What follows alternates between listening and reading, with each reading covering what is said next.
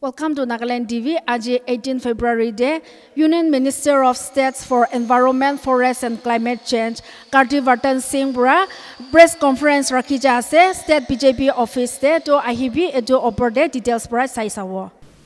I'm very happy to be here in Nagaland and in Kohima. This is my first visit to the Northeast, and when I was told that I'd be coming here, I was very excited. This is a very important part of our country, and government, ever since Prime Minister Modi has come into power, we are pursuing all avenues and we are taking all efforts for the development of the Northeast.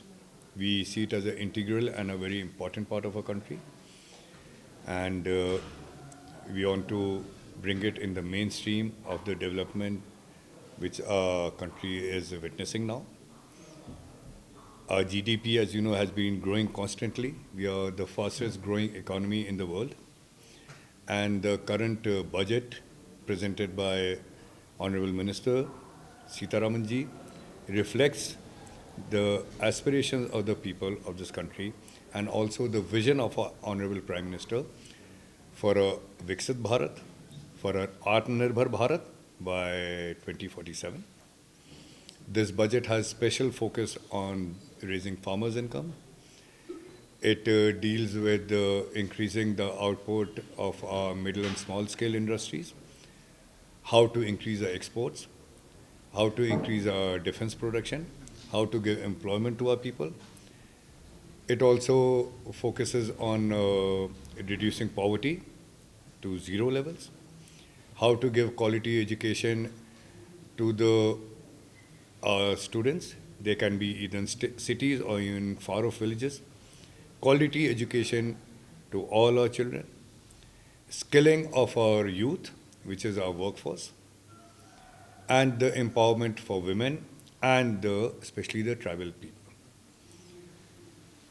The sectors have been dealt with extensively. I need not go into details in that. This is a landmark budget. It's an important milestone to attaining our objective of becoming a world economic power. It is a milestone towards our journey of becoming an Atmanirbhar Bharat and a Viksit Bharat, which is the dream of our Honorable Prime Minister. We have made significant reforms in the tax structure. We have taken significant efforts for the ease of doing business, to take out the complications so that the industries and our businesses find it even easier for tax compliance.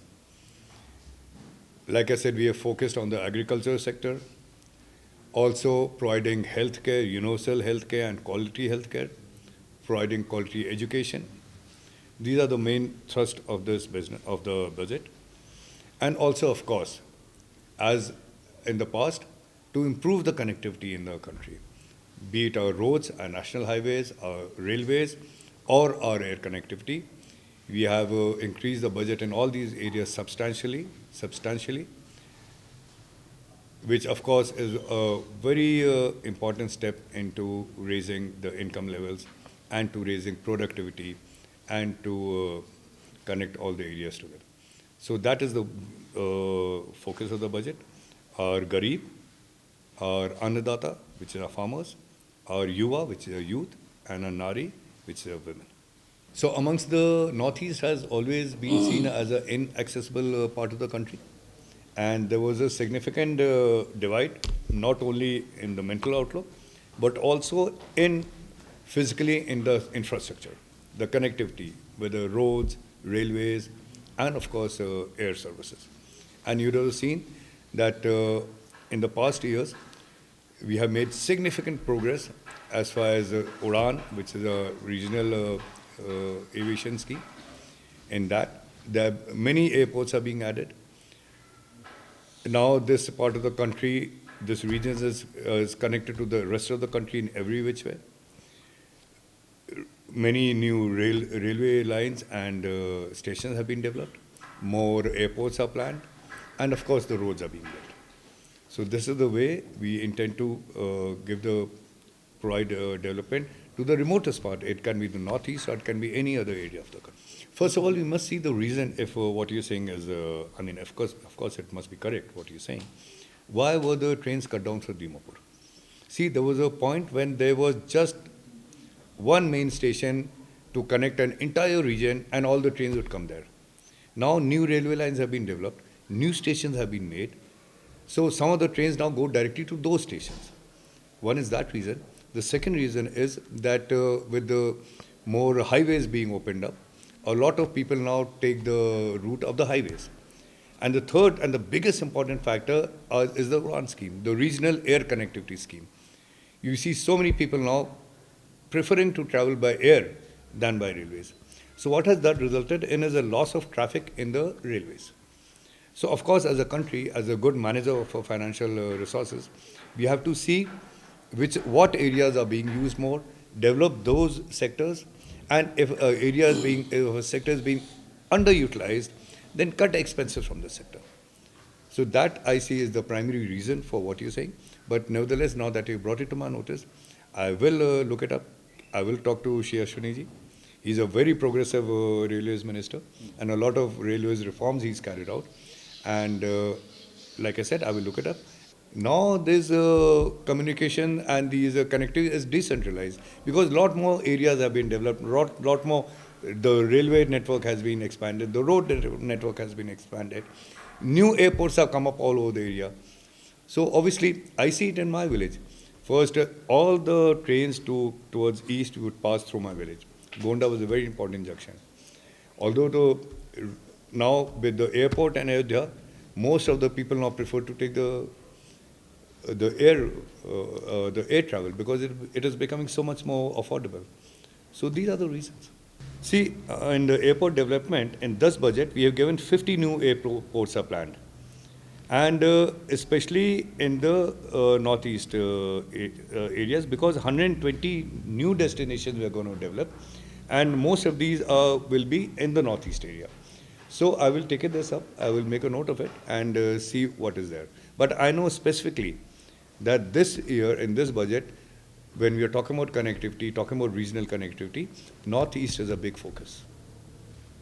So we'll see what else can be done, or wherever there's a possibility for an airport. Of course, an airport requires certain fundamentals like land, first of all, and the connectivity to that land. So those things have to be taken into account. And if the feasibility exists, I know our government will take up these measures. Because it is easier to administer any development programs through one agency, firstly, initially. And the donor, again, the time limit has been increased. It keeps on getting extended. This year also has been extended till 2026. And the budget has also been extended. A lot of our receipts, the central receipts, are given directly to the state government. But as far as the center component goes, national highways are developed by the center, railways are developed by the center, airports are developed by the center. But other, the state highways, the states do it. And similarly in many other development projects, for that the money is given by the center. So that is one aspect of it. But it is only in the northeast that we have a separate funding mechanism called the donor. We do not have that mechanism for any other state. But just because we know that northeast requires more development, so through this central agency we can monitor, administer, and plan the development activities. It's like a separate ministry for the northeast. And it is a separate ministry for the northeast, now headed by Jyotiraditya Scindia. So that is giving special focus to the northeast. Like we do not have a separate ministry for UP, for example, if you see. So it's an added benefit for the northeast that we have this department, this ministry, so that we can directly monitor the funds, see what is needed, and disburse those funds. This was a general seminar on the budget in general, but I'll be most happy to provide these finer details that you want. Waterways Ministry again has been given a substantial boost, and we are trying to level up our big rivers because they tend to be economically cheaper. About Nagaland, in the hill areas, there is a certain constriction because the rivers in the hill areas are not wide enough or they're not deep enough and they're not perennial. There's more water in the monsoons, there's less water post-monsoon or pre-monsoons for that fact. So that's why there's a slight difficulty in developing rivers. Now you have the big Brahmaputra. Brahmaputra can easily be developed and there is a plan and there is a budget for developing the Brahmaputra. But the smaller rivers really don't work as waterways, especially in the hill area. So that is one restriction that we face. Otherwise, we will try to find out that for Nagaland, especially if there's a component for the development of the rivers. But again, it could be more under the state government rather than the central government directly. We are taking up an international project of building a road along that. And all right, I will take it up. This will be more in, right? I will find out if you can make a note. The Act East policy is a Ministry of External Affairs initiative. Act East policy concerns our neighboring countries, Myanmar, Bangladesh, as far as, even up to, let's say, Vietnam for that matter. That's what the policy is about, developing good relations, carrying out infrastructure projects in our neighboring countries towards the east. It is not to do with the northeast per se. I'm not aware of that under Act East policy, if projects are announced, maybe, there's a road connecting India now to Thailand. So these kind of international projects could be. So that again go with the Finance Ministry directly and the External Affairs Ministry. So right now, I don't think there's any project as such or the need for any project. But like again, you said, it has definitely not been mentioned in the budget for that matter. But I will look it up, and because it's an important part of our relations with our neighbors, and I'll see what other projects are planned. We are carrying out certain line of credit and grant projects in Myanmar, in Bangladesh. Those will continue. There could be certain reasons which I can't think of, but I will not voice them over here. But then again, coming to the positive side of it, like I was talking to our party people and the workers and the president, Northeast has a great potential for ecotourism. You have a very rich environment, very rich forests, and of course the topography, the mountains. The entire Northeast is very beautiful. And I like to tell you my personal experience. I have wanted to go to Arunachal Pradesh for years when I had the time. And the only thing that held me back from going to Arunachal Pradesh was the fact that there were, that there were no roads there. So you can only go up to the, fly to a certain area, and then you have to travel 12 hours by very bad roads to reach any place. So I personally did not go to Arunachal. So the rest of the country also wants to know about this area, but because of this lack of connectivity, many people don't come. Now, what happens when tourists starts coming? It is the biggest employment and income generator for people here. This mental gap between the Northeast and the rest of the country also has to go, and it is finishing. And once we have local employment, employment generation, local income generation, then this migration which people are forced to do to bigger cities, to other parts of the country, it becomes an option. It is not a necessity. So this is the integrated development that connectivity brings with it. So instead of taking that flight to Delhi to go and work there, now you have tourists coming to explore this area, and you can be setting up homestays, businesses, organic farms, organic food products, which you can sell here and also sell outside.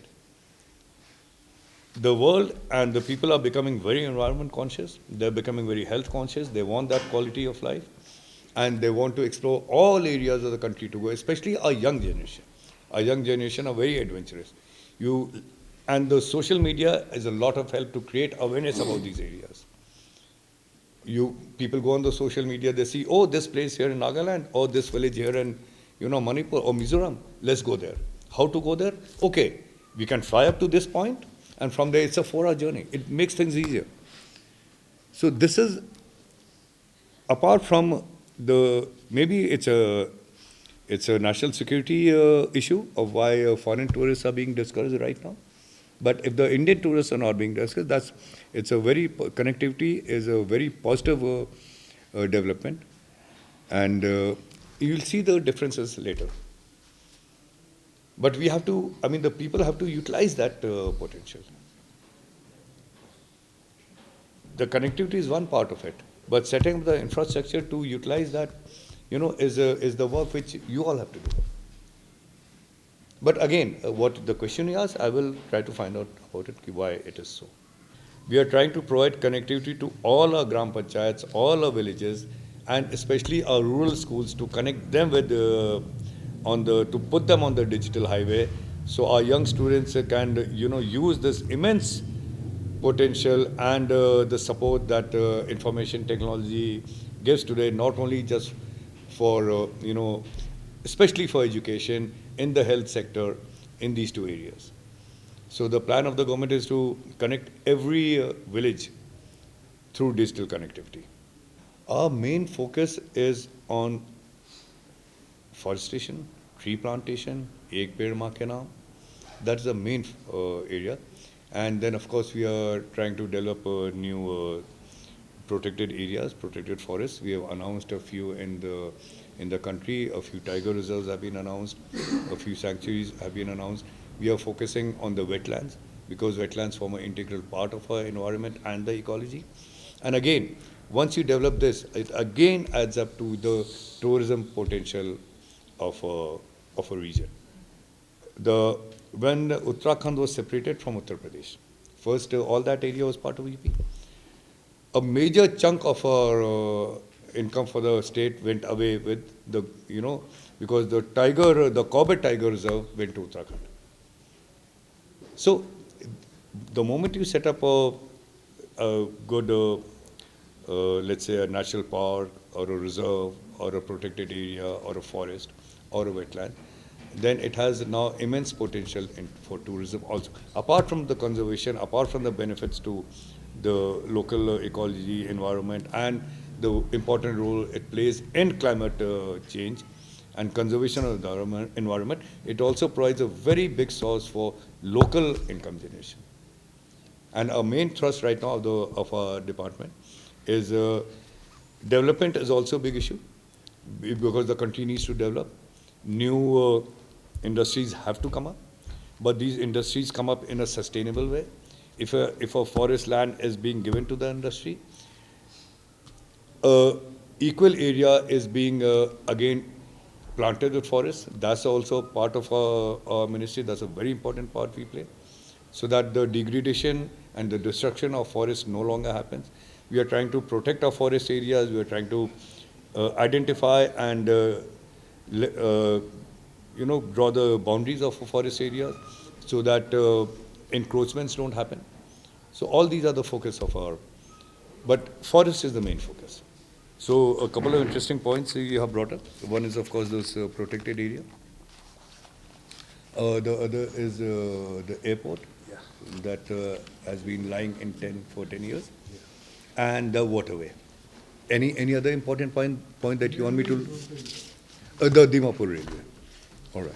Do viewers, idu thaishe ajila press conference to honi luishe aro Union Minister of State for Environment, Forest and Climate Change Kirti Vardhan Singh bra Union Budget 2025 to 2026 la highlight guri dishe aro press conference that dai inform gurishe ki government main focus will be for development of Northeast to bring in mainstream, especially focusing in connectivity. Aji karne mani hobo. For more news and update, keep watching NLTV. This is Chris reporter with my video journalist Apung reporting from Kohima.